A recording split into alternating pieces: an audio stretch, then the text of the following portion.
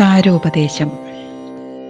ഇത്തം പറഞ്ഞു കരയുന്ന താരയോടുത്തരമായരുൾ ചെയ്തു രഘുവരൻ. തത്വജ്ഞാനോപദേശേന കാരുണ്യേന ഭർതൃവിയോഗ ദുഃഖം കളഞ്ഞിടുവാൻ. എന്തിനു ശോകം വൃഥാ തവ കേൾക്ക നീ, ബന്ധമില്ലേതുമിതിഞ്ഞു മനോഹരേ.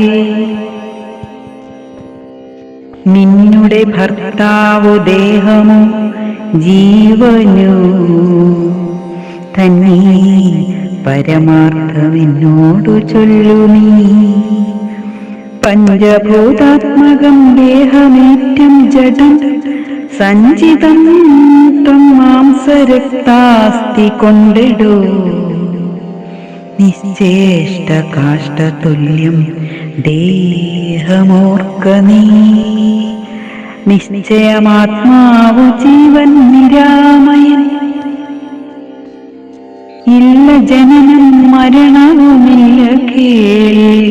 അല്ലലുണ്ടായി കായതു നിനച്ചേതു നീ. നിൽക്കയുമില്ല നടക്കയുമില്ല കേൾ. ദുഃഖ വിഷയവുമല്ലതു കേവലം. സ്ത്രീ പുരുഷ ക്ലീബഭേദങ്ങളുമില്ല. തപശീതാദിയുമില്ലെന്നറിക നീ. സർവഗൻ ജീവനേകൻ പരനദ്വയനവ്യേനാകാശതുല്യൻ. തുല്യനലേപകൻ ശുദ്ധമായി നിത്യമായി ജ്ഞാനാത്മകമായ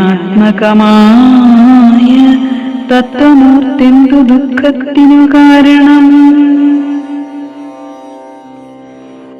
രാമവാക്യാമൃതം കേട്ടൊരു താരയും രാമനോടാശു ചോദിച്ചിതു പിന്നെയും. നിശ്ചേഷ്ട കാഷ്ടതുല്യം ദേഹമായതും സച്ചിതാത്മാ നിത്യമായതു ജീവനും. ദുഃഖസുഖാദി സംബന്ധമാക്കെന്നുള്ളതൊക്കെയുമുര ചെയ്യുക വേണം ദയാനിതേ. ദുഃഖസുഖാദി സംബന്ധമാർക്കെന്നുള്ളതൊക്കെ അരുൾ ചെയ്യുക വേണം ദയാനിതേ എന്നതു കേട്ടരുൾ ചെയ്തു രഘുവരൻ. ധന്യേ രഹസ്യമായുള്ളതു കേൾക്ക നീ. യാതൊരളവു ദേഹേന്ദ്രിയാഹങ്കാര